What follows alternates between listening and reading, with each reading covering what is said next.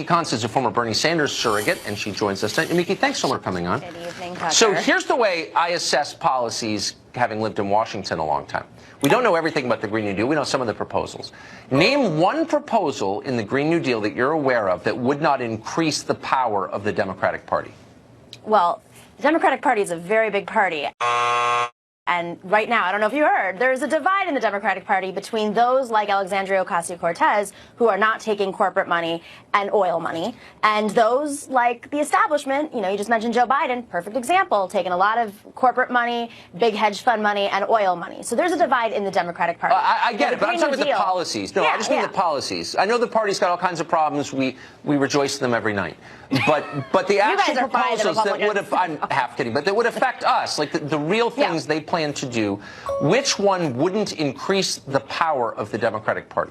Well, that's essentially the point. The Democratic Party was the big business party. Now it's not going to be if more people like Alexandria Ocasio-Cortez are elected. So what the Green New Deal is essentially saying is that the costs of climate change, which we have to admit, there are costs associated with it, are not being put on everyday people, not being put on the people who are fleeing their homes, whose homes have been hurt in storms, whether it's hurricanes or tornadoes, or they're dispersed from their communities, but on the 1% who's extracting from these people and making money off of disaster. I'm going to just ask a third time. I'm just going to go ahead. No, I understand what the talking points are for the proposal. That's not a talking point. That's economics. But no. It's good for everybody. It's fair. It's equitable. It makes us more moral. I mean, I just heard Congresswoman Bartender explain all that.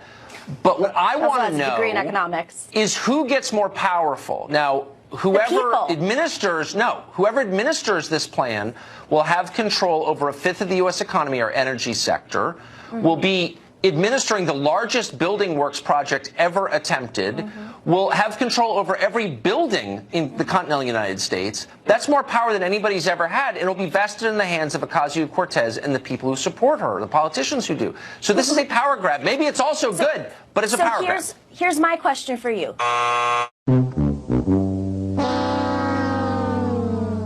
Who would you rather have controlling the future of our livelihoods?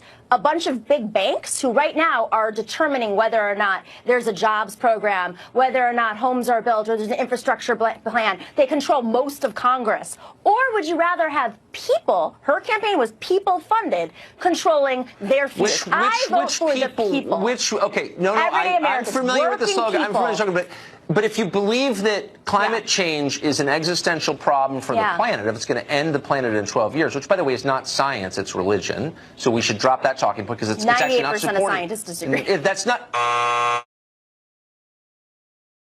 98% of scientists do not claim that the planet will end in 12 years. That's just not true. Well, it's as a factual matter, I have Google, I checked it. But let me just ask you this.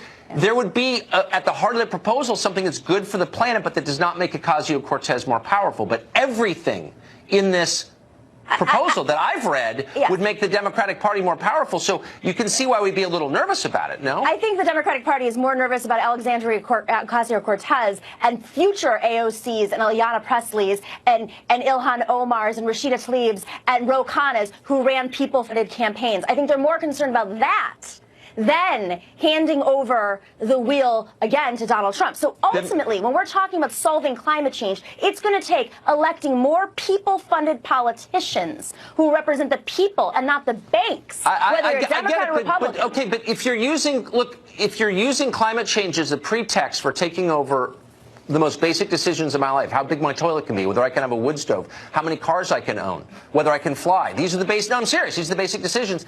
Then shouldn't you know something about the science? Shouldn't you know that there's not a consensus among scientists that the planet's going to end in 12 years? That's not true. Pretty much a consensus that in 12 years it's irreversible. I would say 95%. There's no such thing as a pretty much consensus in science. A consensus. It is a scientific consensus that the majority of scientists believe. What percentage? And know, and it's 98.9%. 98.9%. It is irreversible. In cities like New York, in 10 years, in cities like New York. But I just want to be able to check the fact. Is there some place, is there a website, 98.9% of scientists.com? www.google Google it. .com. No, but is there a place where the scientists get together and agree with Ocasio-Cortez? Is there a membership committee that allows them in? The Association of Scientists. Association of Scientists. Okay, good. We'll check that. International. I want to thank you and the Association of Scientists, 99% of whom agree with you. I'll see you underwater, Tucker. We can wave underwater. Thank you.